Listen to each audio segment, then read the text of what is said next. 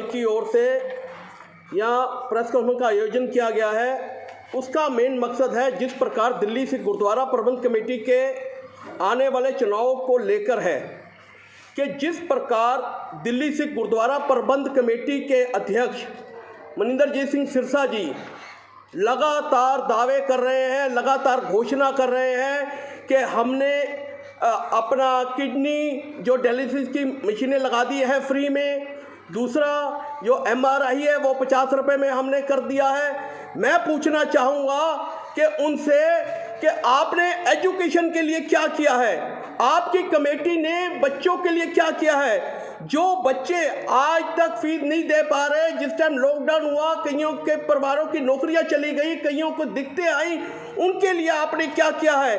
क्या उनके लिए आपने फीसें माफ़ की हैं या उनके लिए किसी प्रकार की भी सहायता की है? नहीं, ये सिर्फ चुनावी मुद्दे बनाकर इस प्रकार चुनाव में लोगों को, सिखों को गुमराह कर रहे हैं, समाज को गुमराह कर रहे हैं। और इसका दूसरा मकसद ये भी है, दिल्ली सिख गुरुद्वारा प्रबंध कमेटी के चुनाव के साथ साथ ये पंजाब के चुनाव को भी लेके चल रहे हैं। मैं ये कहना चाहूँगा सिरसा जी, जो आप पहले वाली चालें खेलने की कोशिश कर रहे हो कि दिल्ली की संगत का पैसा पंजाब ले जाने के लिए और पंजाब के चुनाव लड़ने के लिए, ये दिल्ली की संगत नहीं होने देगी। आप दिल्ली की संगत को बताइए, आपने दिल्ली सिख गुरुद्वारा प्रबंध कमेटी में किस प्रकार की सहायता की है, किस प्रकार के सिख समाज के लिए काम किया है। आप रोज घोषणा कर देते हो आपने लंगर लगाना है तो एजुकेशन का फ्री लंगर लगाइए। जो बच्चे फीस नहीं दे पा रहे उनके लिए कुछ कीजिए। जिन लोगों की नौकरियां चली गई हैं, जिन परिवारों के पास नौकरियां नहीं हैं, सिख परिवार इस टाइम बेरोजगार घूम रहे हैं, उनके लिए कुछ कीजिए।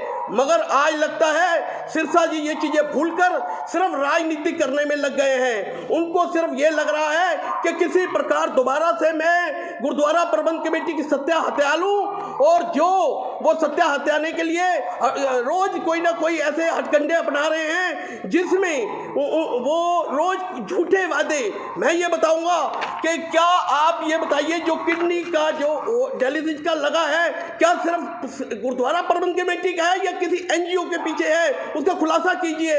और जो भी चीजें हो रही है, ये आपने लंगर जगह जगह लगाते रहे, जिस टाइम कोरोना काल में भी हम भी पूछते रहे कि जो परिवारों को जरूरत है क्या उनकी आपने दवाइयों पे किसी प्रकार की मदद की है? नहीं की, क्योंकि आपका मकसद कोई ये नहीं है समाज की सेवा करना, आपका मकसद सिर्फ रह गया पब्लिसिटी में रहना और पब्लिक को गुमराह करना, सिख पंथ को गुमराह करना।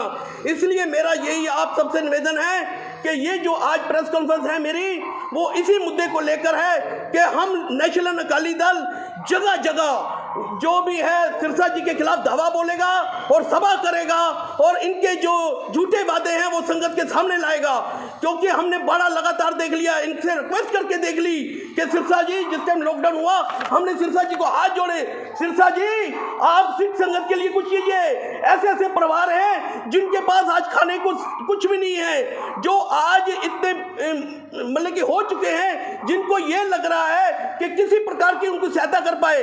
मगर आपने कहा हमने रोज लाख लाख 1.5 लाख बंदे का लंगर लगा दिया। मगर ये बताइए, क्या वो लंगर सड़कों पे लगाने की जगह जिन जरूरतमंद लोगों के घर पे पहुंचता वो ज्यादा बढ़िया नहीं था? उनके घर पे दवाई या किसी प्रकार की आर्थिक सहायता पहुंचती वो ज्यादा बढ़िया नहीं था? मगर नहीं, इन्होंने इसी प्रकार का कुछ नहीं किया। इन्होंने सिर्फ दावे झूठे करते रहे, जो आज साबित हो गया है कि चुनाव के आते ही इनके ये सारे सेंटर भी शुरू हो गए हैं। और मैं ये सेंटरों के खिलाफ नहीं हूं, मैं ये बताना चाहता हूं कि अच्छी बात है इस प्रकार की शुरू होनी चाहिए, मगर ये नहीं है कि इलेक्शन के महीना पहले ही आप ये चीजें शुरू कर दो और जो बच्चे हैं उनके परिवार वालों को आप नोटिस भेजी जाओ कि फीस नहीं भरोगे आपके बच्चों को एग्जाम में नहीं बैठने दिया जाएगा, कुछ बच्चों के नाम काट दिए जाते हैं। तो इस प्रकार की राजनीति हम बर्दाश्त नहीं करेंगे।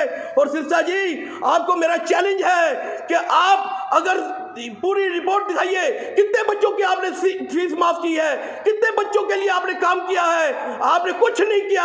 आप सिर्फ मीडिया में जाना चाहते हैं और मीडिया में ही काम करना चाहते हैं, उसके अलावा आप कुछ नहीं करना चाहते। आप सिख समाज के लिए कर रहे हैं, पर ये बताइए कहां पर कर रहे हैं? आप सिर्फ ये चुनावी जो मुद्दे हैं इनको छोड़ के आम संगत के बीच में आइए।